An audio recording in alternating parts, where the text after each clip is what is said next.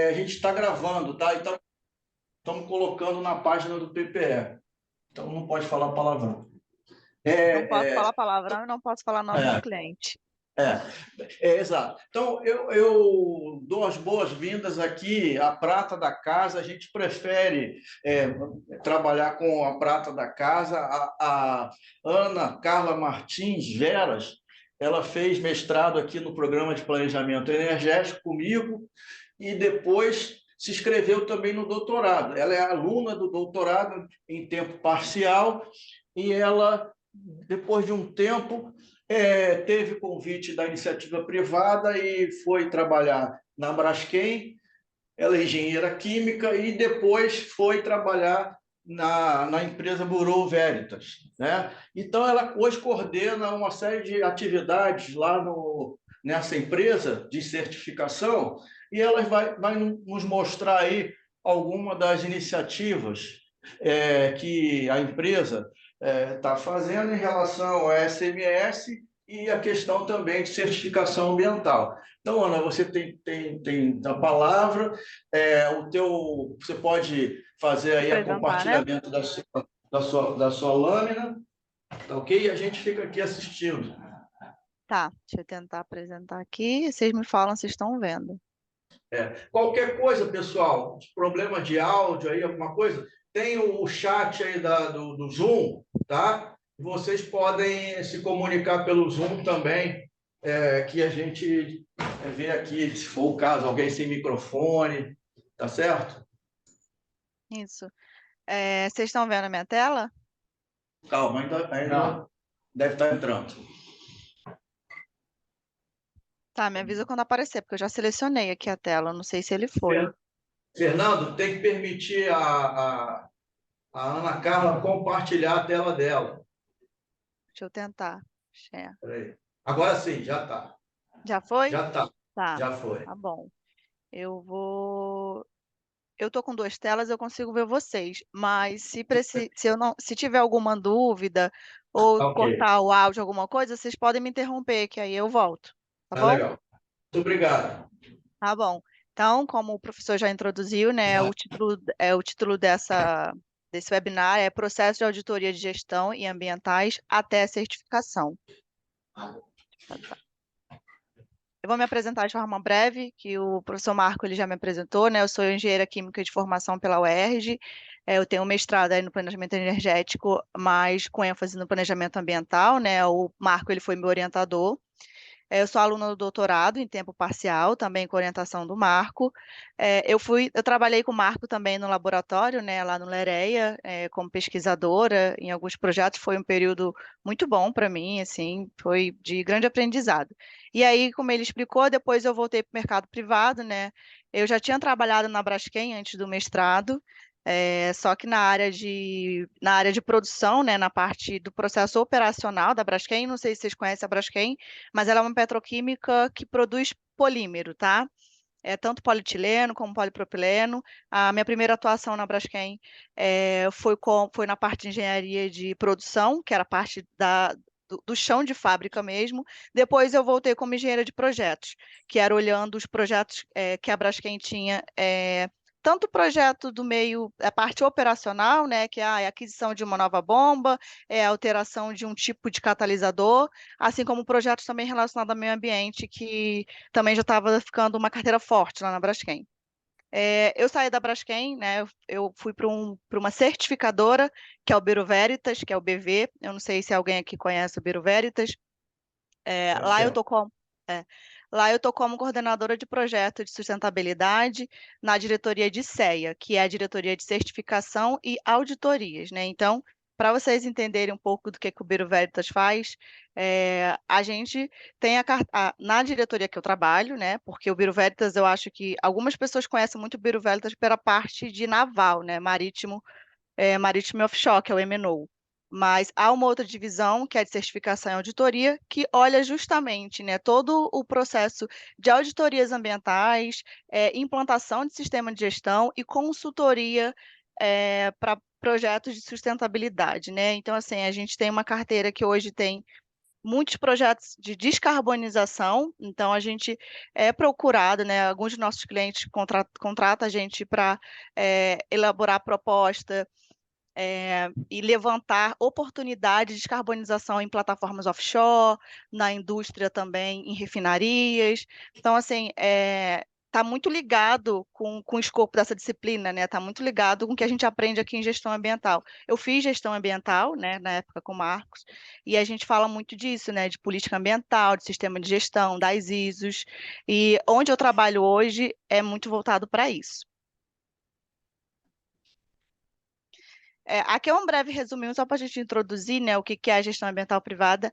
Esse texto aqui, Marco, eu peguei de uma das suas aulas, tá? Eu coloquei entre parênteses aqui porque não é meu, né? Só para a gente voltar a alguns conceitos do que é política ambiental, né? Que a política ambiental ela tem objetivos globais e diretrizes de uma no caso, ela dá diretrizes para uma empresa em relação ao meio ambiente, né? Aqui a gente está falando justamente de gestão ambiental privada, que é quando a gente fala de certificações.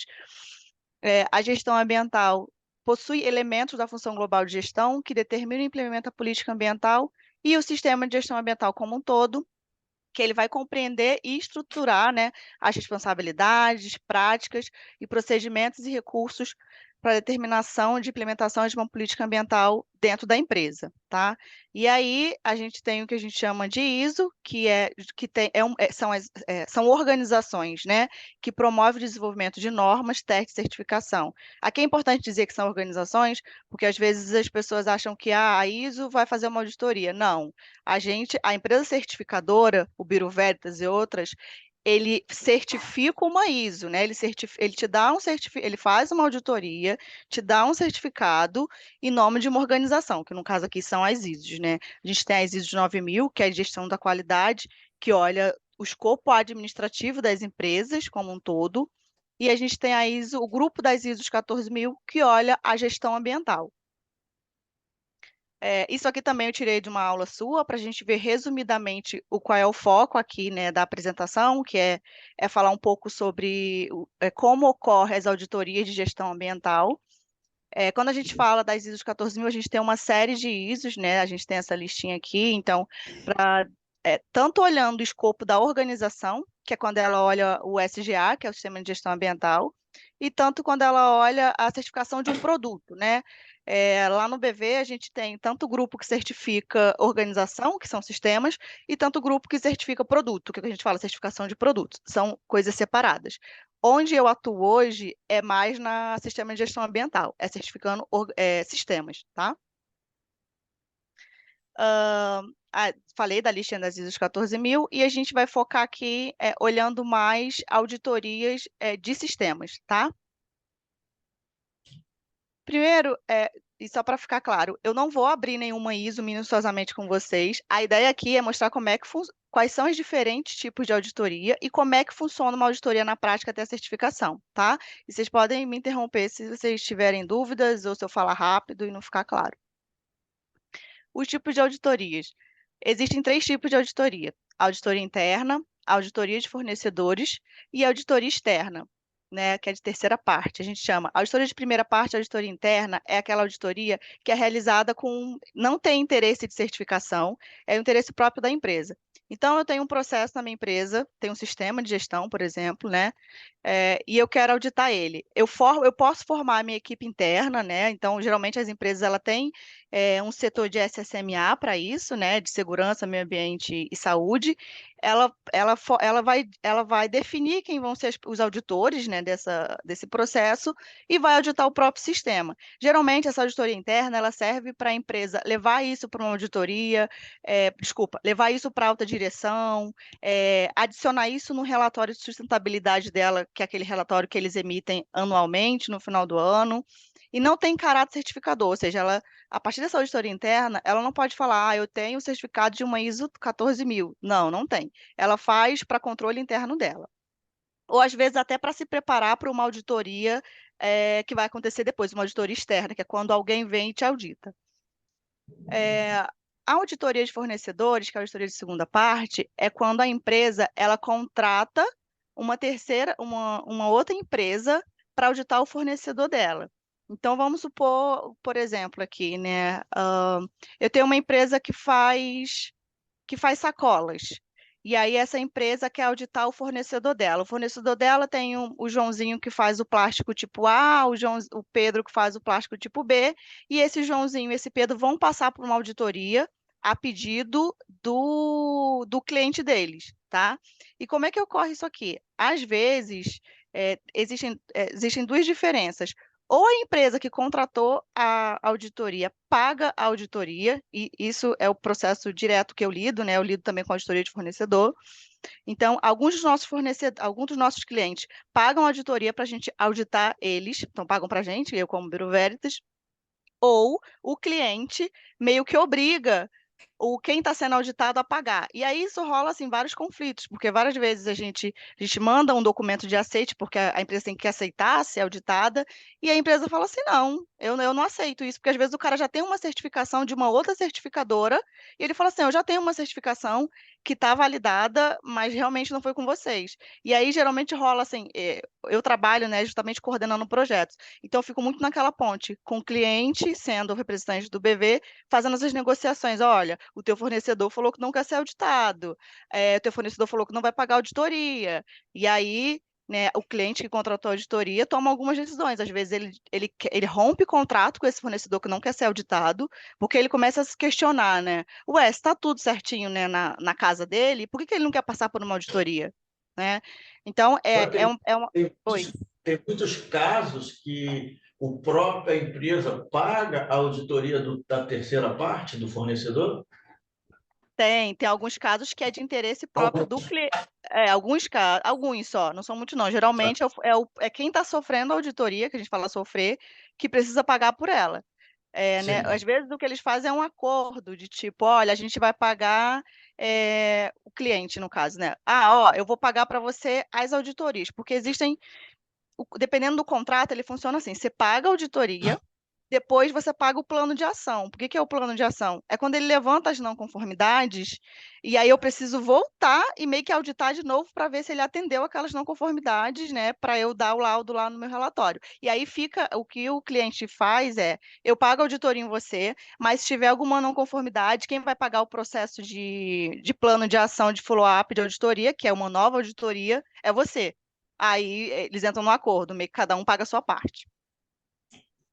Essa auditoria de fornecedor, ela é interessante, porque, assim, pelo menos do meu ponto de vista, eu acho que ela é interessante, né? Tanto para o cliente, porque ele tem segurança de que aquele fornecedor está atendendo alguns requisitos ambientais, está atendendo alguns requisitos em relação à segurança, porque aqui a gente está falando a gente está falando um foco em gestão ambiental, né? Requisito ambiental, mas entra também nesse escopo outros requisitos legais, né? Como segurança da informação. Às vezes a pessoa tem uma plataforma que recebe dados de um site tal, que o cliente tem que preencher online. E aí a gente também entra auditando, olhando qual é a segurança do termos em função de informática, né, dessa plataforma, que é a ISO 27000, que olha essa questão de cybersecurity.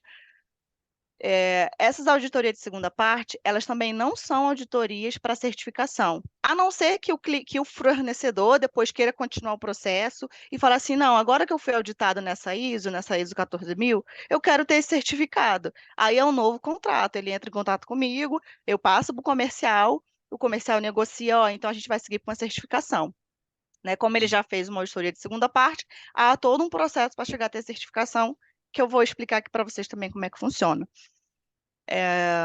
Aí já é um outro processo, né? Ele foi auditado e o que acontece também aqui na auditoria de segunda parte, quando você audita fornecedor, é que dependendo do cliente, ele não quer que você disponibilize as informações para o cara que foi auditado, sabe? Ele quer tipo confidencialidade. Então você audita ele, não passa para o cara quais foram as não conformidades e passa primeiro para o cliente. Aí depois o cliente decide se ele vai reportar essas não conformidades com o fornecedor dele ou se ele vai tomar uma outra atitude, né? Mas assim, isso é comum, né? Não é a maioria deles, a gente passa o relatório só depois que o cliente revisa, que o cliente meio que aprova o relatório. A gente não passa primeiro para o fornecedor né? E depois para o cliente. A gente passa para o cliente faz os comentários dele e depois a gente, se o cliente permitir, dependendo do contrato, a gente disponibiliza por nesse DocuFlow auditado. E a auditoria externa, que a gente chama de auditoria de terceira parte, é essa auditoria que o processo ele é um pouquinho mais complexo, porque ele tem o objetivo de ter uma certificação no final de todo o processo, tá? Eu vou abrir aqui as fases certinhas de como é que funciona, quais são as etapas e vou explicar para vocês.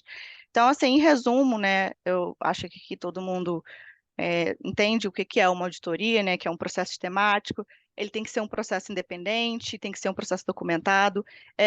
Quando a gente fala um processo independente, né, principalmente aqui na minha rotina de trabalho, isso é importante, porque quando eu estou montando equipe de auditores, eu preciso tomar cuidado para ver se o auditor que junto com a equipe técnica, definir para aquela auditoria, ele não tem nenhum conhecimento dentro da empresa. Por exemplo, se ele já é ex-empregado da empresa, se a mãe dele trabalha na empresa.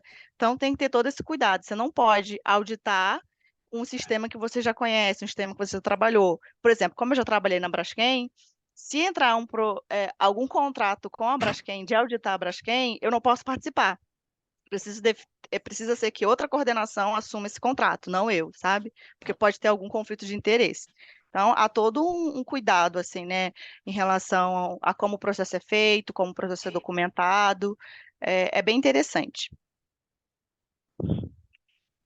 Olha, Ainda alguns. Oi, uma pergunta aqui. Deixa eu perguntar uma coisa. No caso das claro. auditorias internas, vocês também fornecem algum treinamento ou a empresa ela é livre para fazer a auditoria conforme ela bem entendeu? Ou vocês têm algum padrão que vocês também auxiliam as auditorias internas, quer dizer? Não, a gente tem um padrão. Por exemplo, foi o que você falou, né? Apesar de ser a chamada de auditoria interna para a própria empresa aplicar nela, ela pode contratar a gente para fazer uma consultoria, que é justamente isso. O Bureau Veritas, ele comercializa treinamentos, né? Tanto para quem quer ser auditor, por exemplo, você tem um mestrado aqui que quer ser um auditor, você pode comprar um curso e se especializar naquilo. Ao mesmo tempo, a empresa também, ela pode comprar uma consultoria de auditoria interna. Não entra como auditoria, a gente não audita eles, mas a gente tem toda uma equipe de auditores que dão suporte de como aquela auditoria tem que ser conduzida, sabe? Reconhece quais são os itens importantes para aquela auditoria e dá para quem eles definiram como auditor seguir, né? Ou às vezes até revisar um relatório que foi feito pela própria empresa. Isso pode ser feito. Obrigado. Nada. O que você ia falar, Marco? Não, é isso. Olha que ele queria perguntar. Beleza. Então, a equipe de auditoria tem um auditor líder, né, que é o auditor que vai conduzir, porque dependendo do processo, quando a gente pega um contrato grande, né, como uma petroquímica da vida, ela é auditada por dimensões, né? O que que são as dimensões? Seriam grupos, né? Então, assim, tem alguém que vai auditar a parte de integridade de ativos, que é olhar na área industrial como que está o equipamento, qual é a integridade dele, né? Como não fala, integridade de ativo. Tem outro que vai olhar a questão de segurança, e para cada equipe dessa, tem um auditor líder, tá? O auditor é a pessoa que vai realizar a auditoria e verificação, e durante uma auditoria, o auditor ele tem que seguir para cada contrato um checklist, né? E esse checklist é justamente uma lista de verificação, que é o que tem aqui, a LV, onde é como se fosse uma série de perguntas que ele tem que seguir. Seria tipo o passo a passo que ele tem que seguir, né? Olha, você vai chegar, sei lá, na área lá do flare e você vai verificar, você tem que olhar como é que está a cor da fumaça. Esse é só um exemplo assim bem esdrúxulo, tá? Mas assim, ele tem, é óbvio, né? Ele tem todas as especializações dele, às vezes o cara tem anos de auditoria, mas para todo cliente ele precisa seguir, que é feito aí para a área técnica nossa, o checklist para aquela auditoria e verificar se todos aqueles itens foram de fato verificados, se tinha exatamente tudo aquilo que foi levantado. A auditoria interna eu já expliquei. E quando a gente termina uma auditoria, o resultado final de uma auditoria, né, do processo de auditoria, são um relatório. E esse relatório é o que a gente chama de relatório de não conformidade, né? Eu vou explicar para vocês que existem dois tipos de não conformidades, são as não conformidades menores e maiores. vou passar mais à frente. E as não conformidades são justamente aquilo que não está conforme, né? Então, é o quê? O que não está conforme em relação a uma norma, quando eu estou auditando para obter quando eu audito para obter uma certificação, eu estou sempre olhando uma norma, né? É uma ISO da vida. Ou eu posso estar fazendo uma auditoria, a de não certificação, que aí é a auditoria interna, é a auditoria de fornecedor, é quando eu estou querendo atender algum requisito legal. Então, quando eu quero ver algumas regulamentação do IBAMA, da ANP, do CONAMA, isso são auditorias ou interna ou de segunda parte. A auditoria de terceira parte é sempre para obter uma certificação, tá? Só para ficar claro, assim, essa definição na cabeça de vocês. E quando ele levanta essas não conformidades num relatório, isso é para quem está para quem tá vivendo a auditoria, né? Isso tem que o resultado disso para atender a etapa para a certificação é o plano de ação. Ou seja, eu levantei as minhas não conformidades, passo para o meu cliente, olha, as não conformidades são essas, A, B e C. Você precisa de um plano de ação para corrigir elas. E aí, só depois que ele corrige, que eu posso, de fato, recomendar a ele para uma certificação. Ainda não é a certificação. Vou falar aqui direitinho como que é o passo a passo de todas, mas deixa eu primeiro dar um exemplo de cada, né? Eu me extrapolei aqui, mas vou dar um exemplo de cada. A auditoria interna ou de primeira parte, como eu já mencionei, ela ocorre dentro da própria empresa, mas eu posso sim contratar, né, o Bureau Veritas para acompanhar ou até para fazer algumas auditorias, desde que o auditor líder seja o da empresa, tá? Como é que é isso? Eu tenho uma empresa grande, eu não posso falar o nome da empresa, né? Que ela Sim. que ela contratou a gente para fazer auditoria nas plataformas dela. É auditoria interna, né? A gente acompanha os auditores líderes deles, apoiando e dando orientação de como deve ser seguida aquela auditoria, né? Então, aqui, a auditoria de SMS, na maioria das vezes, dentro desse exemplo que eu estou dando, é uma auditoria interna. Por que essa empresa faz isso? Porque em algum momento, né, não sei, acho que isso aqui a gente já sabe, para o ramo offshore, para plataformas, para instalações, o órgão ambiental ele pode aparecer de surpresa, né? O ANP, o INEA, ele não aparece e marca, olha, estou indo quarta-feira aí, né? Então, assim, é importante para a empresa garantir que todas as instalações, em todos os setores, estejam de acordo com o que a regulação diz, né? Quando a gente fala em petroquímica, em offshore, no caso aqui no Brasil é a ANP.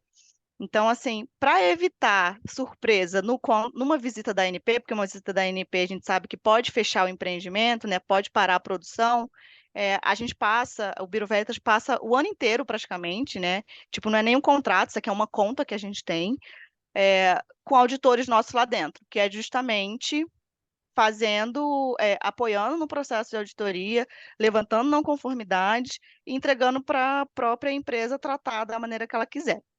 E aqui a gente precisa ter muito cuidado, porque, por exemplo, isso aqui eu posso falar.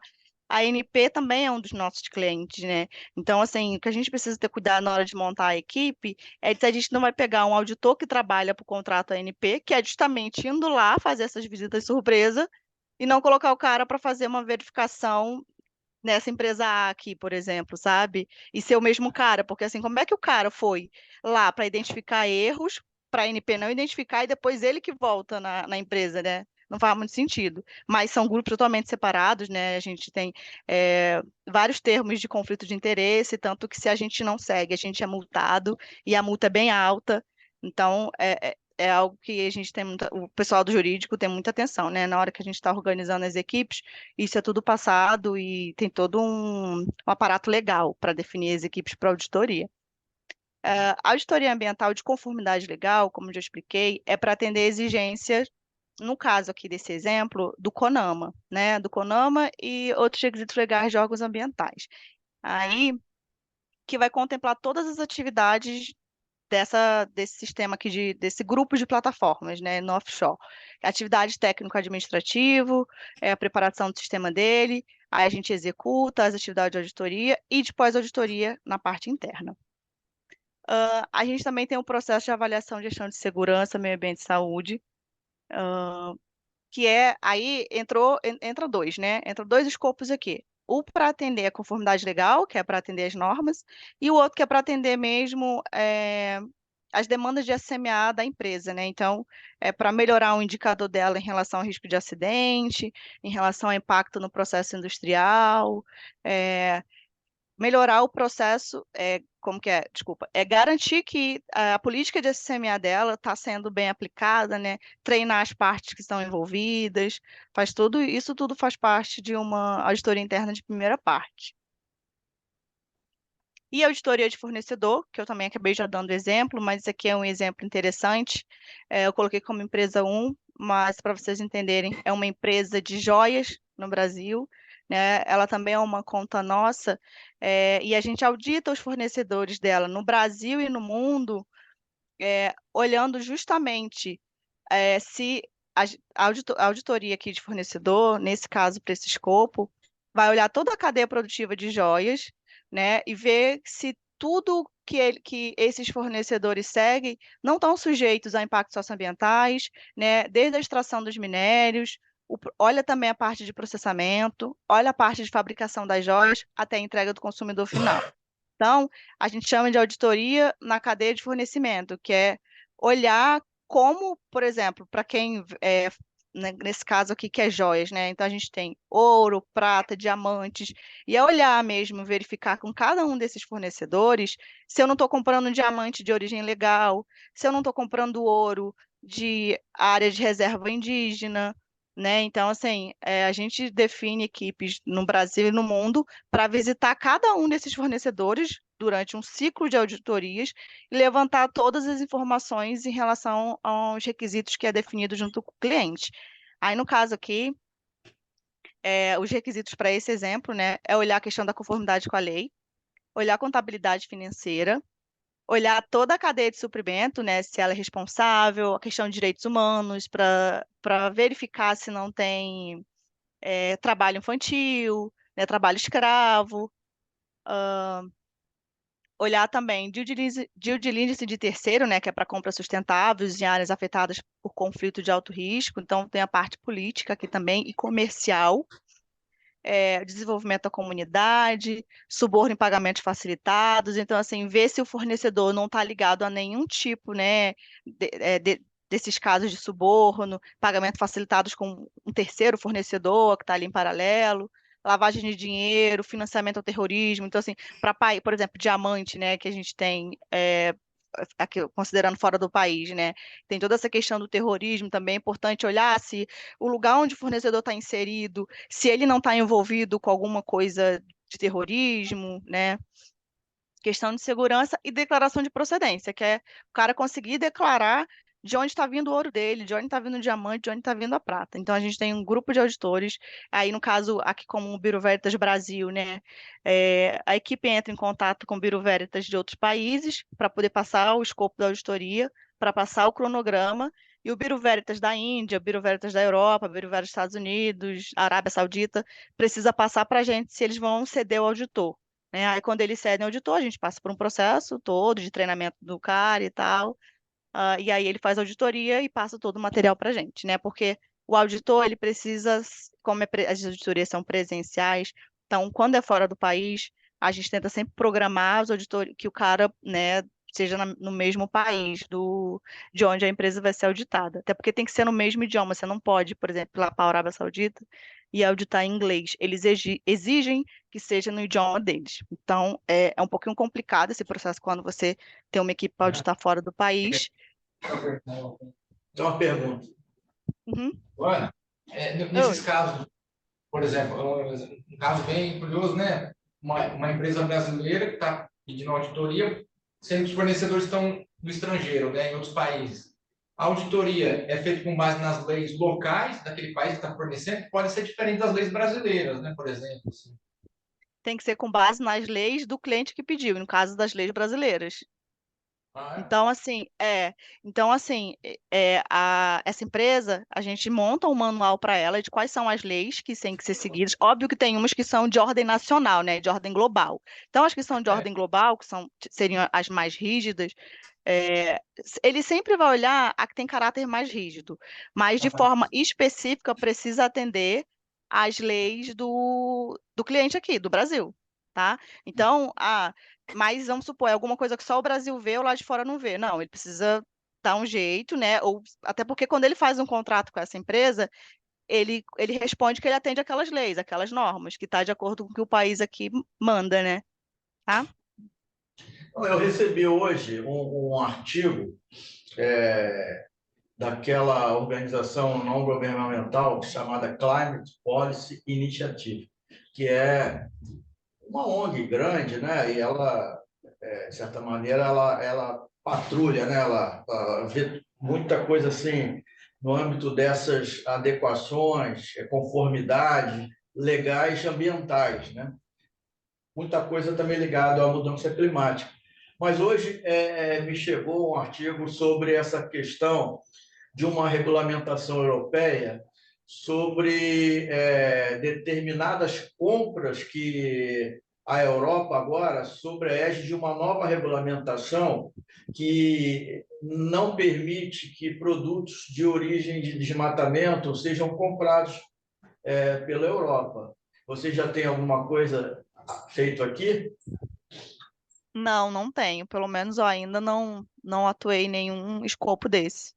Certo. Eu vou te mandar esse artigo Manda, que eu chega. dou até uma olhada. É.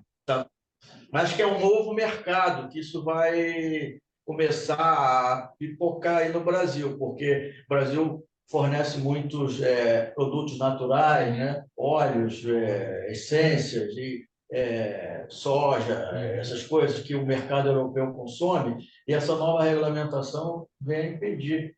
E É, provavelmente eu, eles vão.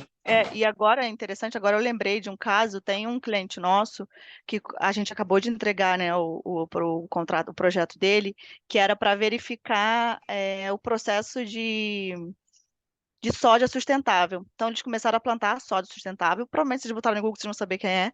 E eles queriam que a gente provasse que aquela soja é de fato sustentável. Seria uma análise de ciclo de vida, né? Usando a ISO, um dos escopos da ISO 14000. Né? Então, isso foi bem legal, porque aí passa por todo um processo de auditoria, de verificação, porque tem isso, né? Quando a gente fala de auditoria, nem todas elas vão com uma certificação. Às vezes você pode fazer uma auditoria só para validar que o teu processo é sustentável, que foi o caso desse, né? Você pega uma ISO, não lembro qual é de ciclo de vida, você pega uma das ISOs que tem esse escopo e vê se aquele processo daquela empresa atende aquele requisito. E aí, no final na reunião de encerramento, que foi semana passada, eles perguntaram, Ana, a gente tinha interesse, e eu acho que é dentro desse escopo aí que você está falando, Marco, agora preste atenção, que eles falaram assim, a gente tem interesse em saber como é que a gente faz para seguir para uma certificação da ISO 14067. A ISO 14067, não sei se vocês conhecem, é de pegada de carbono. A gente, o Brasil, ele não certifica a ISO 14067, mas acho que a Europa já certifica. Sim, E é aí isso aí. eles queriam justamente saber se a gente podia, em nome do BV Europa, ou entrar em contato com o BV Europa e buscar a certificação para eles, e se isso valeria para eles aqui. E o que a gente explicou é justamente isso. Você pode até ter a certificação, mas ela não tem validade em âmbito nacional.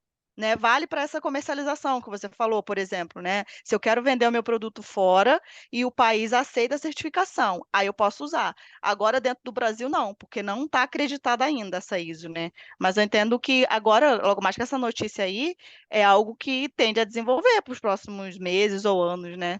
Sim. Ok. E aí entra, tipo, sendo o Brasil sendo acreditador, que aí eu vou explicar como é que funciona essa questão de acreditação, né?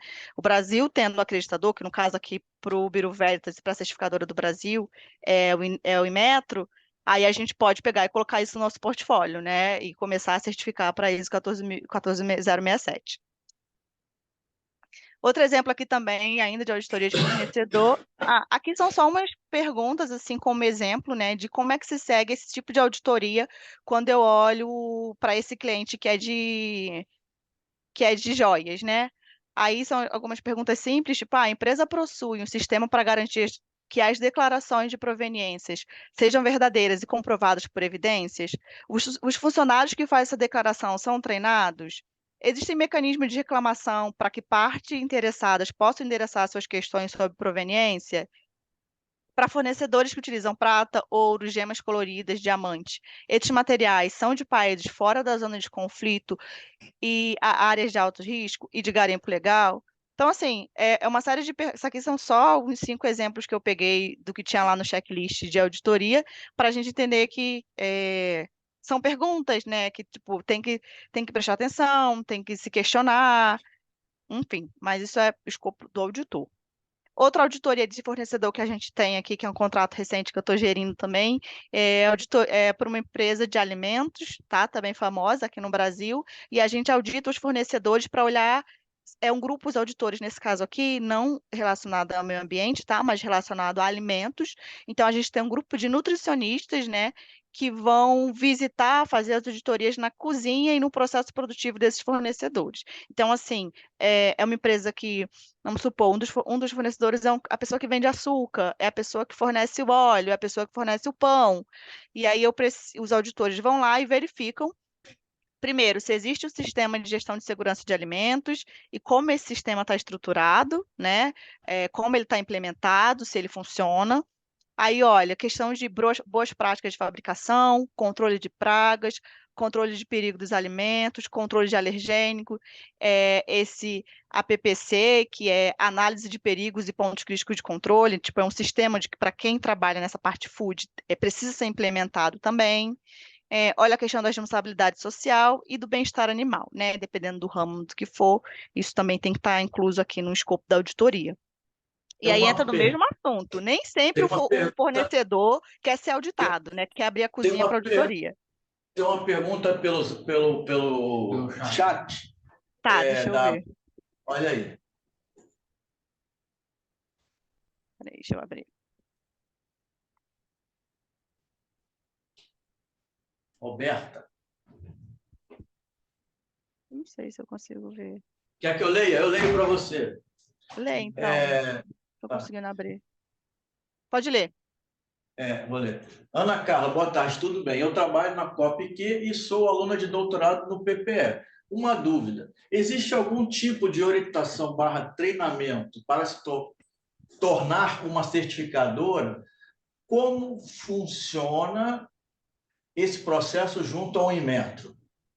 Tá, eu vou explicar essa parte, tá? Eu vou chegar na parte de como é que funciona a questão da certificação, e aí eu vou explicar o que que é uma acreditadora, porque a gente tem as certificadoras e tem as acreditadoras aqui em cima, tá? No caso, é um acreditador por país, no Brasil é o Inmetro. E abaixo do Inmetro a gente tem o Bureau Veritas e vários outros certificadores que vocês devem até conhecer outros por aí também, tá? Mas eu vou explicar como é que funciona isso já já daqui a uns 2 slides, tá bom? Obrigado. Nada. Então, aqui, como eu já expliquei, né, auditoria de terceira parte, qual é a importância de se fazer uma auditoria de terceira parte? É justamente para obter o certificado, aqui é só um exemplo de selinho, né, de certificação de Bureau Veritas para ISO 9001 e ISO 14001. Então, geralmente a empresa vai solicitar uma certificação ou por exigência de um cliente, porque tem cliente que fala assim, não, sei lá, vamos supor a Petrobras, não, eu só vou consumir tal coisa se esse fornecedor tiver uma ISO 9001.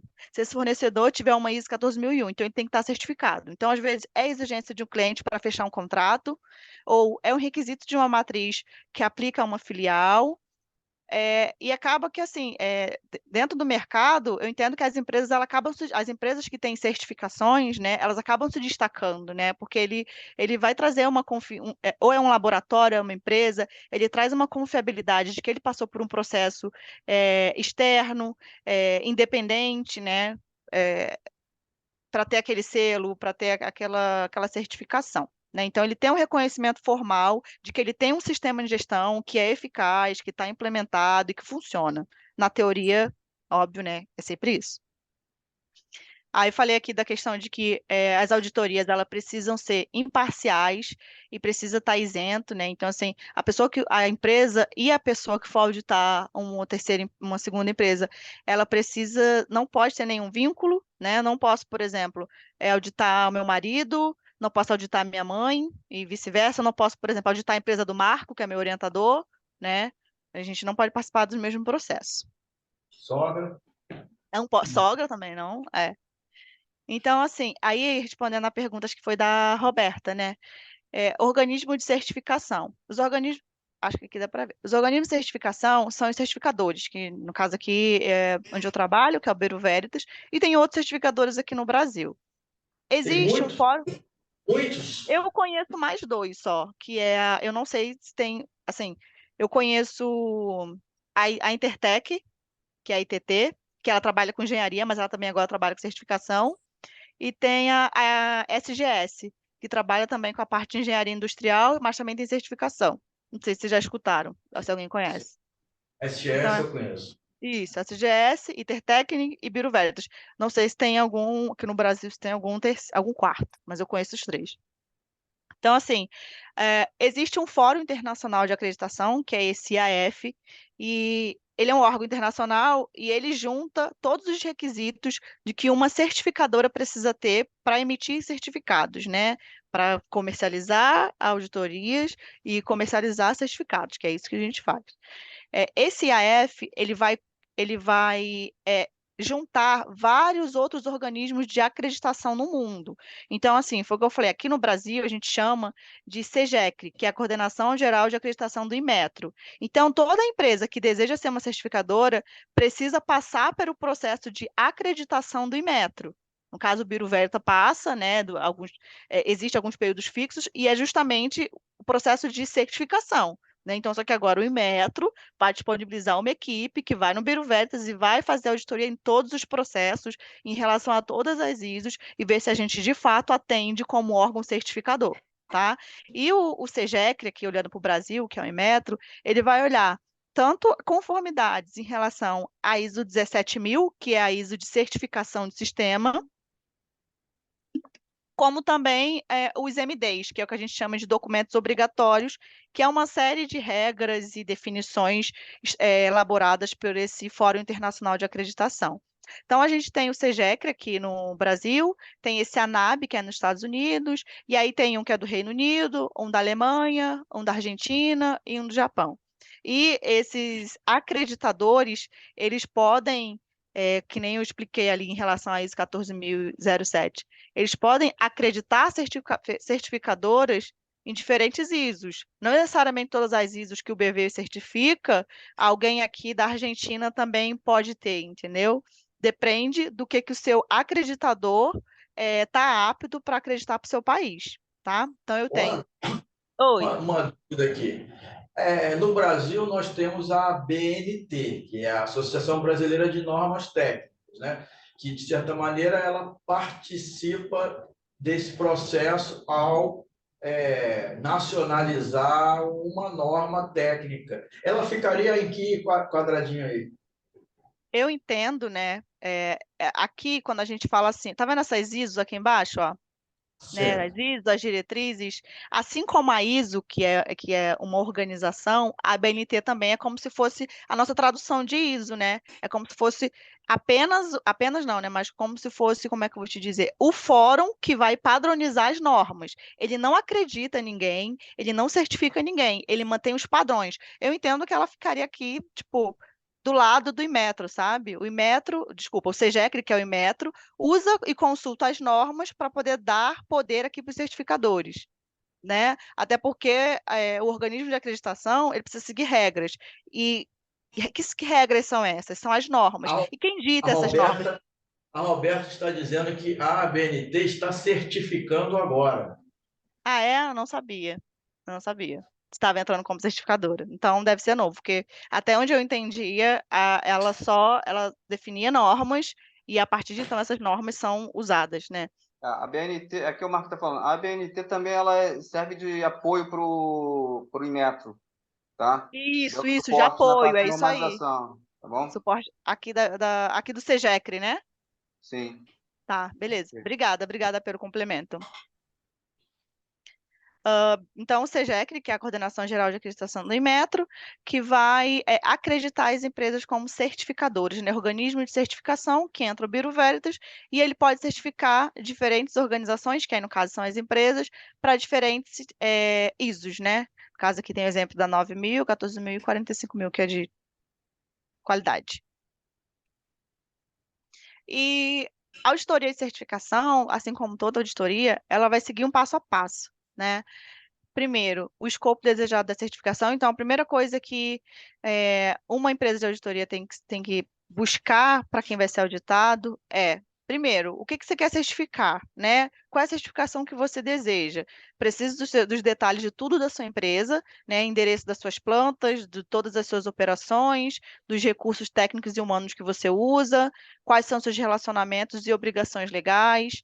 Então, vai identificar também todo o processo dele, incluindo tanto colaborador integrante como colaborador terceirizado para a organização, porque isso tudo vai afetar, né, como que vai atender os requisitos, como que vai estar conforme o objetivo de certificação que ele definiu, né, que ele quer.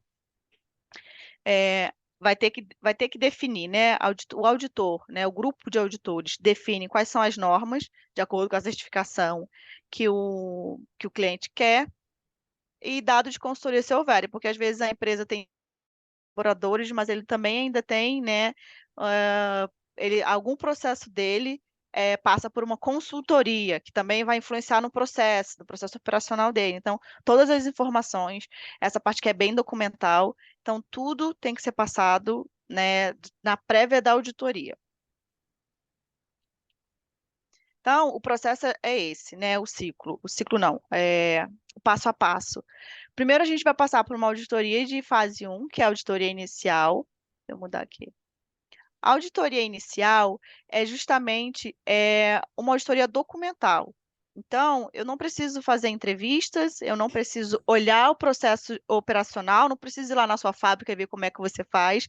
Eu preciso que você me passe todos os documentos que você tem. Então, explicando como que é o teu sistema de gestão, como que o sistema de gestão foi implementado, todos os documentos. E o resultado dessa auditoria de primeira fase é se o sistema de gestão da empresa está pronto para receber uma auditoria de fase 2. Porque o que acontece? Às vezes a cliente pede a gente para fazer, quer um certificado de uma ISO 14000, e aí na auditoria de fase 1, que é para ver se ele tem toda a documentação, se o sistema dele está implementado, o sistema dele não está pronto para ser auditado. Às vezes ainda falta algo que não foi implementado, às vezes o fluxo de informação dentro da empresa não está funcionando, e aí a gente, como certificadora, não pode seguir para outra fase. A gente fala, olha, então a gente não pode seguir para a fase 2. Quanto tempo você quer para poder deixar o teu sistema de gestão pronto para que a gente consiga vir auditar? E aí ele fala, 6 meses, Ana, e daqui a um ano, ou daqui a 6 meses, vocês retornam tudo de novo. Aí a gente volta, faz esse levantamento inicial e fala, beleza, o teu sistema ele tem todas as evidências de que pode ser auditado. A tua empresa tem um sistema de gestão ambiental que é de fato, ele está rodando, né? As coisas funcionam. Existe todo o registro de documentação, todas as funções estão definidas, todo o teu processo com RH, teu processo de administrativo está funcionando. Beleza, então se o sistema de gestão da empresa está pronto para receber a auditoria de fase 2, ele segue para a auditoria de fase 2. E a auditoria de fase 2 é a auditoria principal. É aquela que vai ser mais abrangente operacional. Aí sim, né, o auditor ele vai lá no local, vai acompanhar o processo da empresa, ele vai fazer entrevistas, ele vai tirar fotos, ele vai documentar, ele vai perguntar às pessoas, como é que se diz? Ele vai buscar todas as informações na prática do que foi levantado aqui na auditoria de fase 1, tá? E aqui também, foi mal.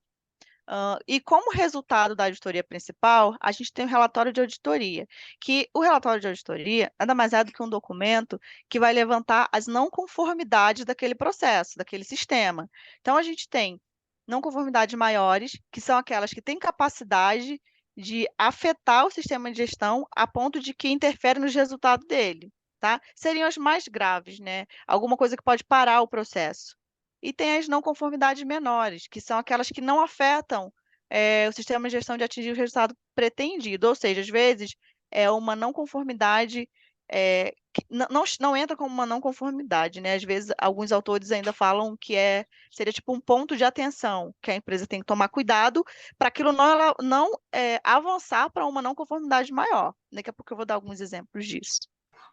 Com esse relatório de auditoria, para as não conformidades menores, a empresa que está sendo auditada, o grupo, ele só precisa elaborar um plano de ação de como ele vai tratar aquelas não conformidades. Então, assim, vamos supor que é a sinalização do extintor num corredor X que não está adequada, né? Não é que ela não está pintada, ela está pintada. Mas vamos supor que tem uma manchinha no canto que está soltando. Isso aí é uma não conformidade menor.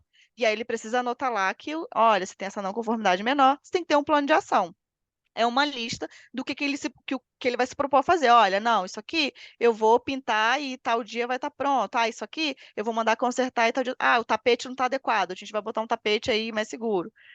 E para as não conformidades maiores, que são aquelas que afetam o sistema de gestão, ele precisa passar por uma nova auditoria, que é a auditoria de follow-up.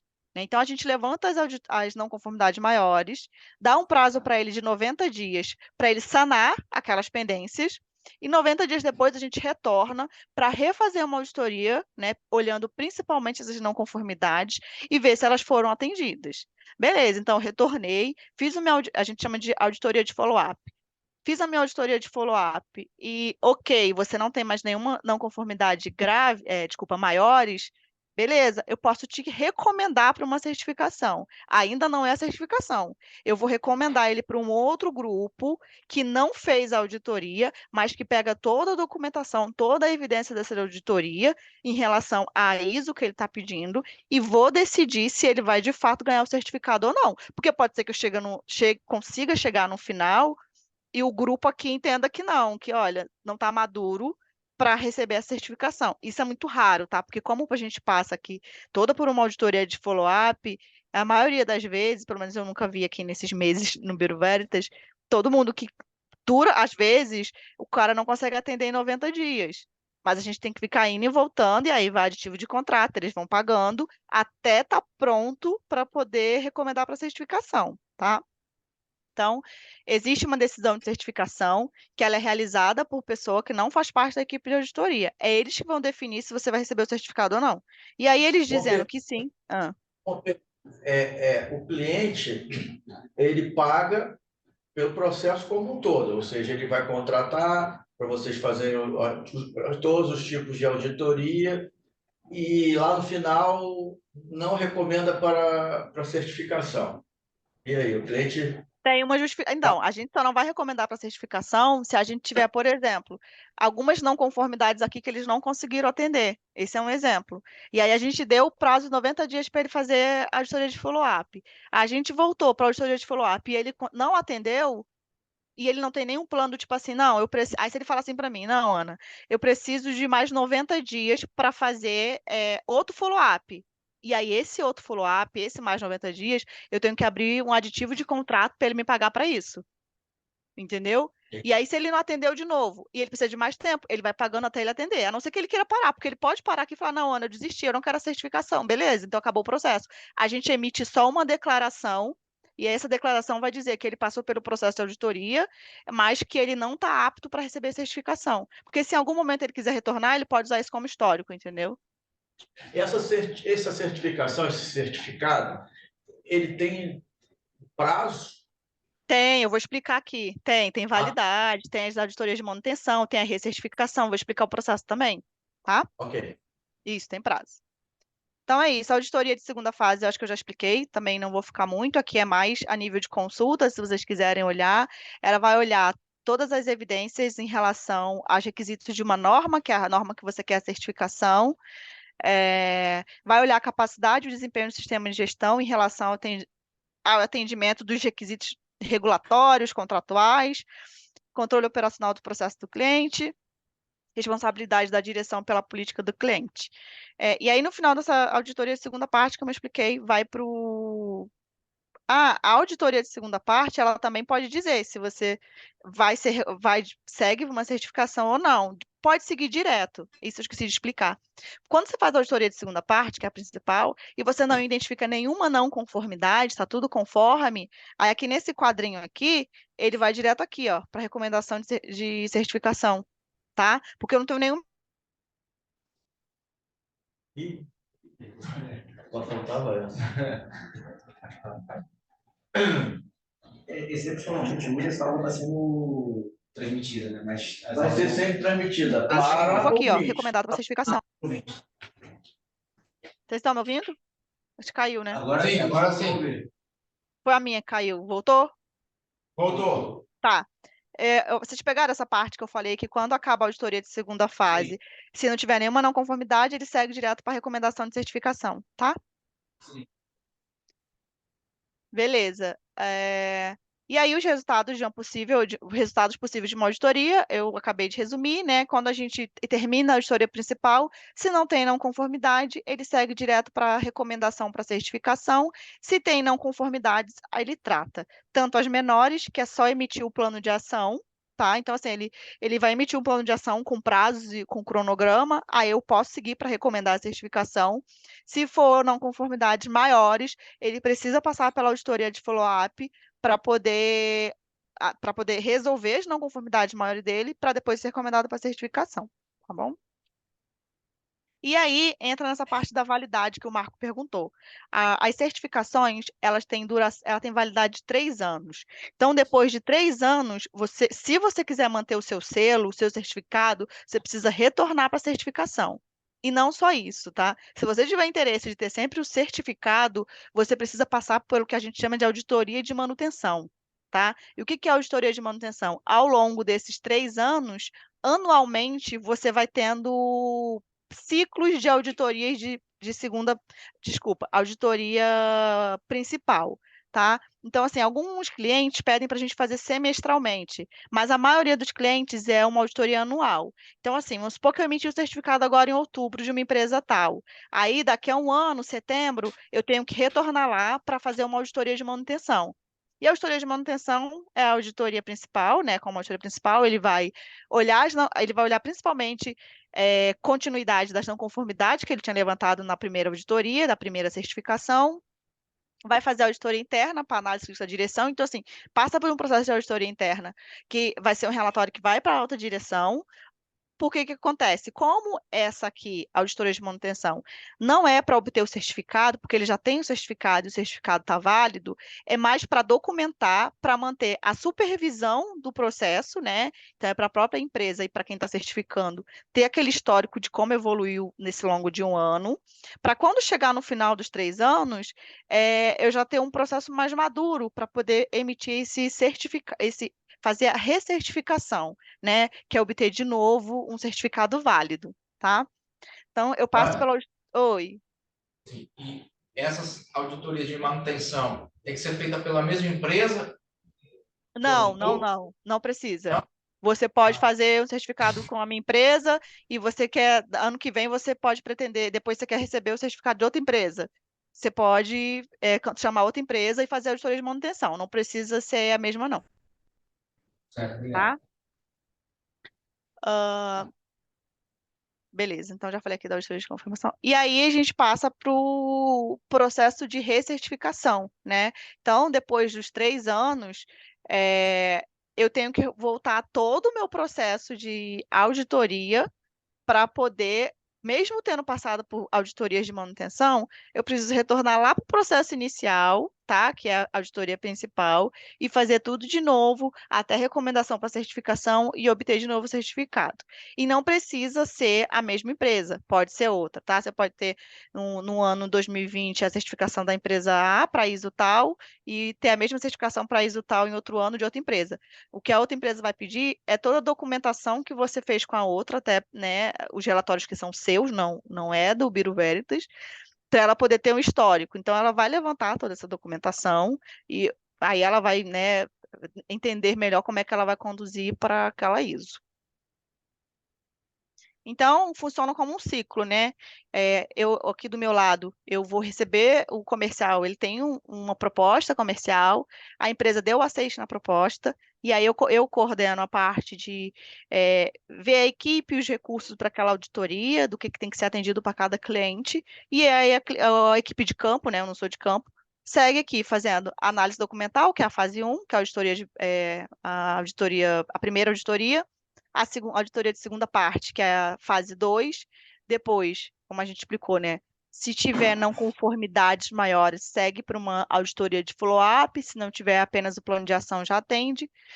Seguida, decisão de certificação e emissão de certificado em si. Emitiu o certificado, Eu tenho 3 anos de auditoria de acompanhamento, que são auditorias que vão acontecer anual, que são as de manutenção, como eu já disse, que mantém o certificado, né? A ideia da auditoria de manutenção é a manutenção do certificado, porque ainda corre risco de, tipo, claro, né? Que se acontece algo muito grave no processo e a auditoria de manutenção levanta e você não consegue sanar numa não conformidade muito grande, por exemplo, você pode perder o teu certificado também, antes de terminar o ciclo dos 3 anos, tá?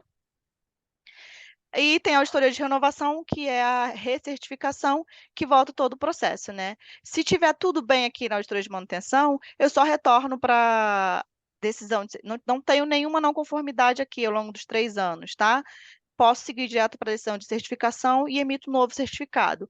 Agora, não acontece, faltou uma setinha aqui. Eu volto aqui para a auditoria de certificação de fase 2, faço o processo até chegar à emissão do certificado, tá bom? Oi.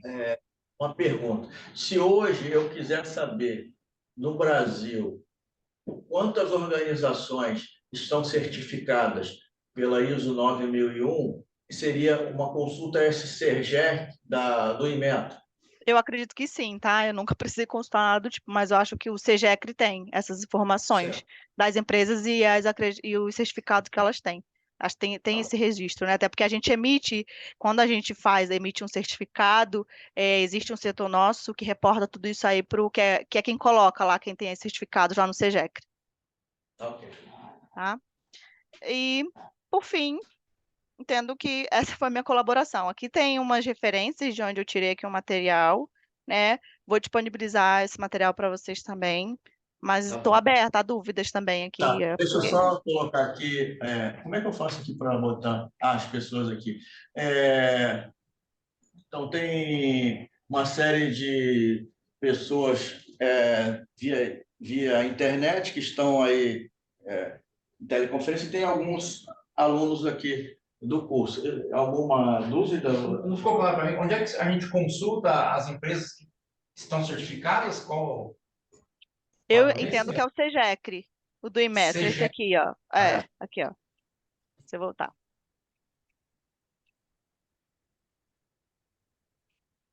Esse aqui, ó. Coordenação geral Coordenação Geral de de Acreditação do acreditação. Inmetro.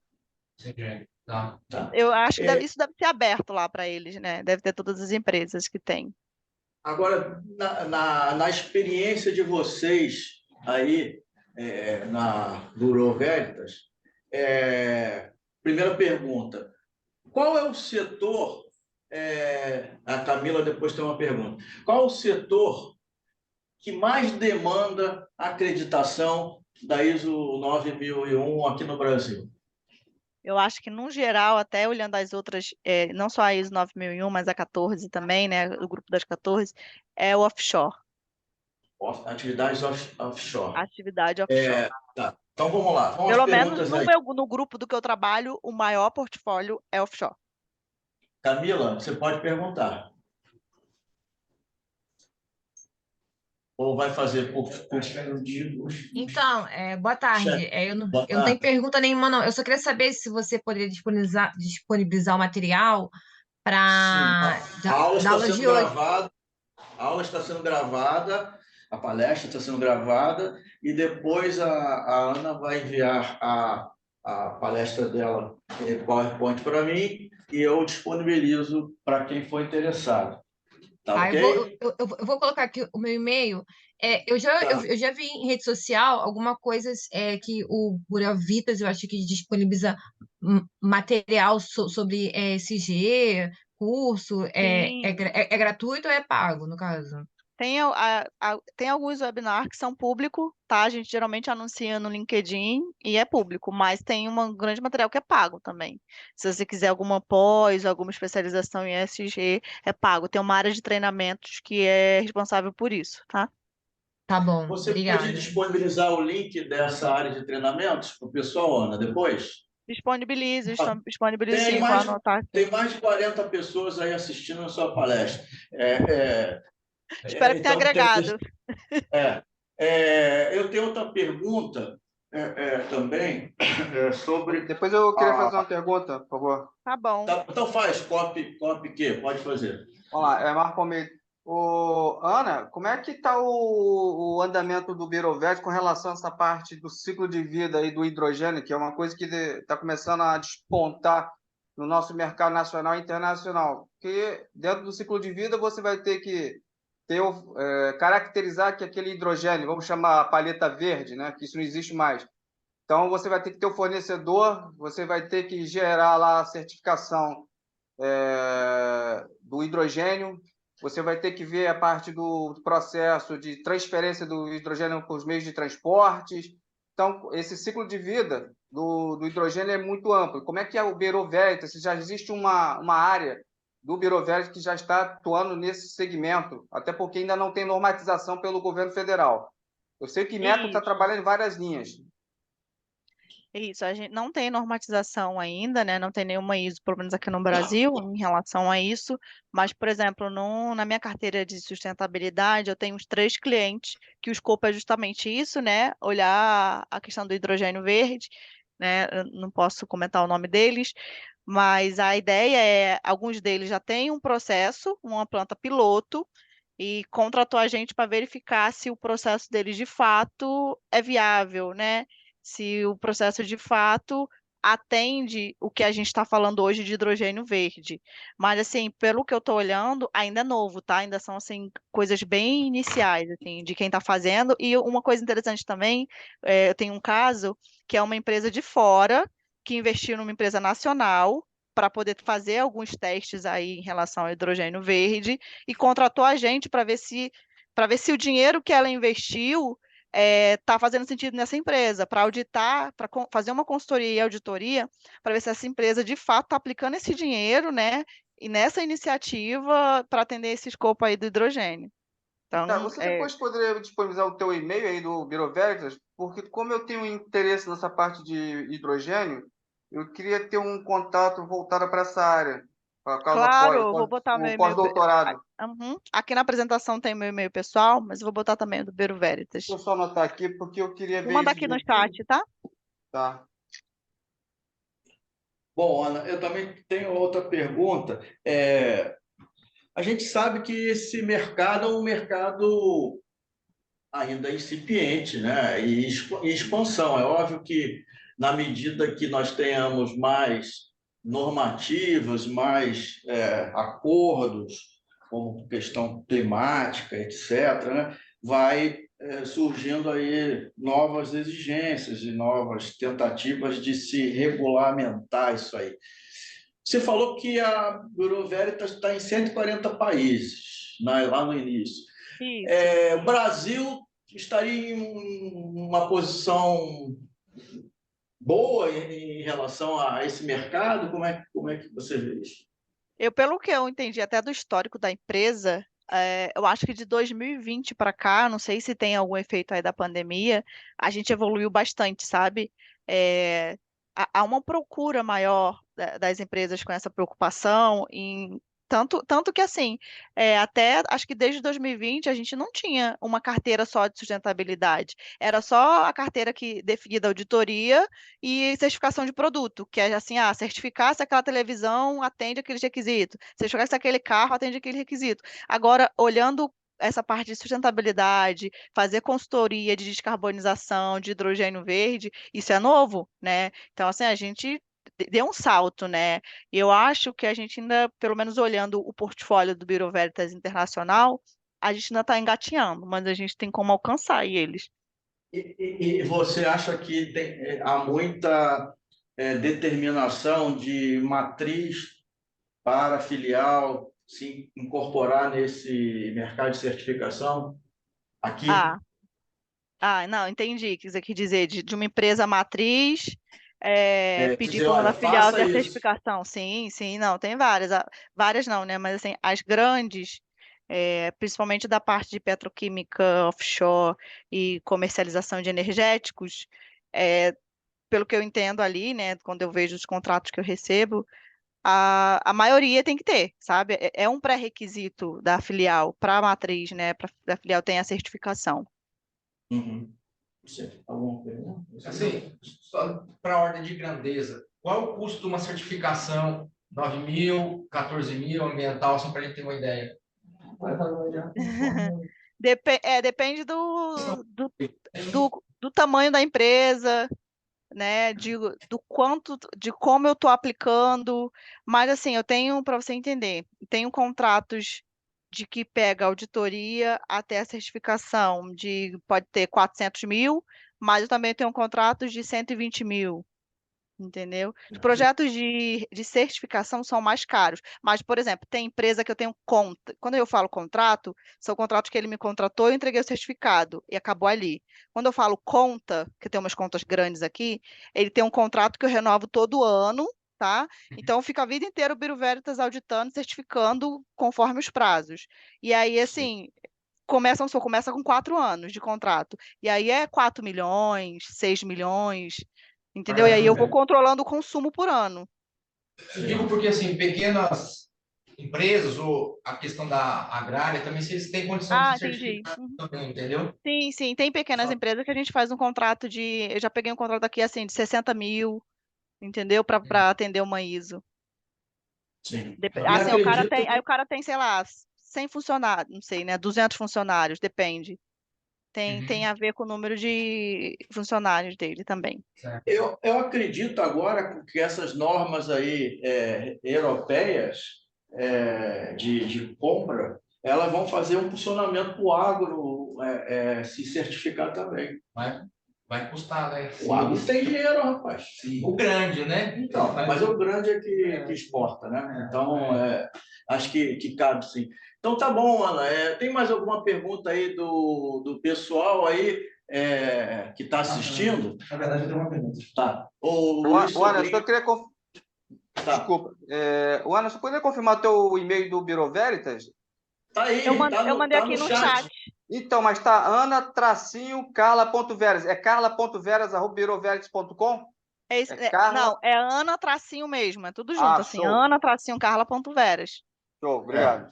E o Luiz Sobrinho, que está aqui, está querendo fazer uma pergunta. Ana, Oi, tudo bom? tudo bem? Você comentou aí da questão do contrato. E aí ficou uma dúvida. Vocês têm os tipos de contrato que vocês pegam, por exemplo, um relatório de auditoria, vai ter uma auditoria interna, a empresa tem lá um setor que é responsável por fazer essa parte de auditoria deles lá e tudo mais. E aí vocês analisam toda essa documentação que o próprio setor da empresa gerou e vocês só entregam, no caso, o certificado? Ou é Não. sempre tem que ter esse acompanhamento? A auditoria interna, quando a gente fala de auditoria interna, é aquela auditoria lá de primeira parte, que não tem emissão de certificado. É só para auditoria documental, sabe? É só para verificar se a documentação está ok e tal. E aí vai gerar um relatório que vai para a alta diretoria e tudo mais. Mas ele não ganha certificado. O certificado seria após a segunda parte, né? Exato.